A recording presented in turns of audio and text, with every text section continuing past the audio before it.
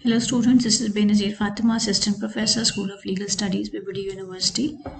Today I'm going to take the topic Degrees of Elasticity under the subject Economics 1.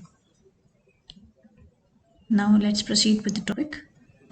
This is the definition of elasticity of demand. In simple terms, let me just explain you what is elasticity.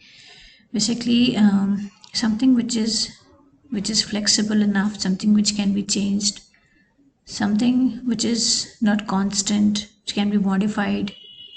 That is elasticity of anything. Now here we take demand in question, and it says that first of all, let's see what the law of demand says. The law of demand tells us that there is an inverse relationship between the price and the commodity demanded. That means when the price is rising, the quantity demanded decreases, and when the price is decreasing, the quantity demanded is increasing. It increases, right? That is, the increase in price reduces the quantity demanded and vice versa. Now, however, this law is silent on how much increase or decrease in quantity will take place on account of a given disease price. Now, the change in quantity may be high or low on account of a given price change, and the measurements of this change is called elasticity of demand. That means how much the price is changing, how much the price is increasing or decreasing, and how it is affecting the quantity demanded. That means a proportionate change in quantity demanded to the proportionate change in price would be considered as the elasticity of demand. That means with the change,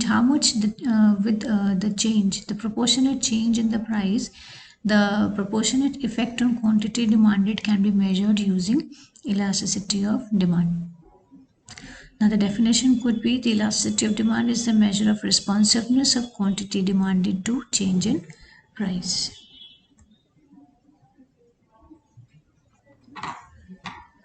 ED is the elasticity of demand. Delta Q is change in quantity. Delta P is change in price. P is original price, and Q is the original quantity demanded. Now, here with this formula, we have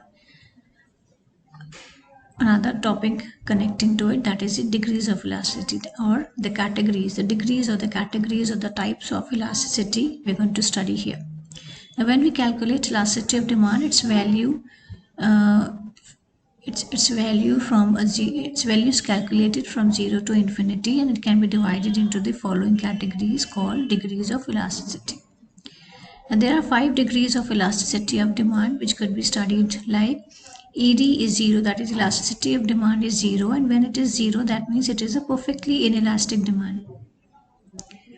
Then ED is less than 1, that means elasticity of demand is less than 1, which means it is a relatively inelastic demand. It do not have much chance to change, that means it is less than 1. Elasticity of demand equals to 1, that means it has a unitary elastic demand. Then elasticity of demand is greater than 1, that means it is a relatively elastic demand. And finally we have elasticity equals to infinity, that means it is a perfectly elastic demand. So we have 5 categories where ED is 0, it's a perfectly inelastic demand. ED is less than 1, that means relatively inelastic demand. ED is equals to 1, that means unitary elastic demand. ED is greater than 1, that means relatively elastic demand. And ED equals to infinity, that means perfectly elastic demand. Now let's study these degrees one by one. Over here you can see the graph of perfectly inelastic, where there is no chance for the demand curve to change. That means it is perfectly fit. It is absolutely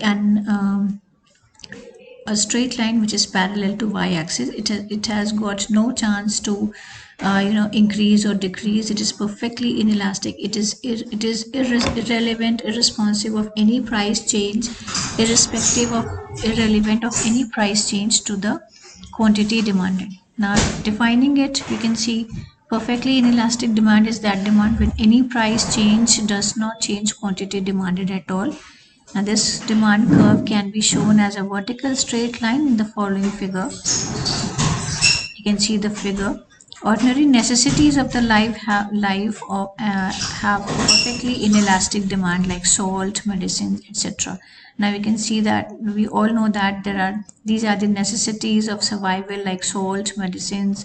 These items helps us to survive, to keep us healthy, and they are basically the very utmost necessities of our survival.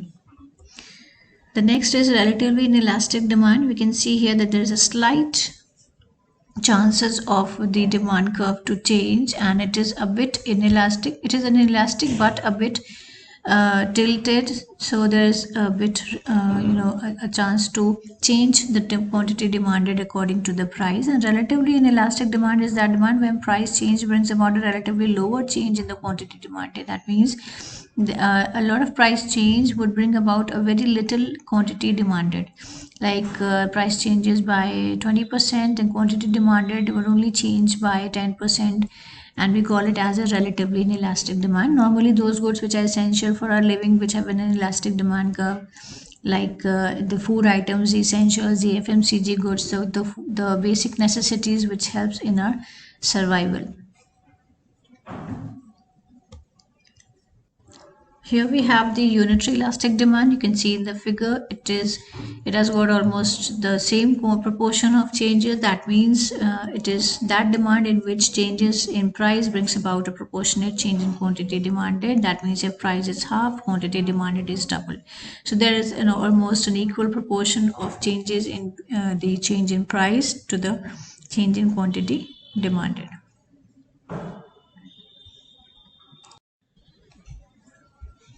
Here we have the fourth one, that is relatively elastic demand. And relatively elastic demand is a situation in which any change in price brings about substantially higher change in quantity demanded. Quantity demanded. Prices decrease, say about 50%, and the quantity, say about 10% or something. The quantity demanded would increase up to 40%, 50%. That means a very slight change in the price brings about a huge change in the quantity demanded of that particular commodity. This could be the luxurious items. This could be like air conditioners, cars, cosmetics, etc.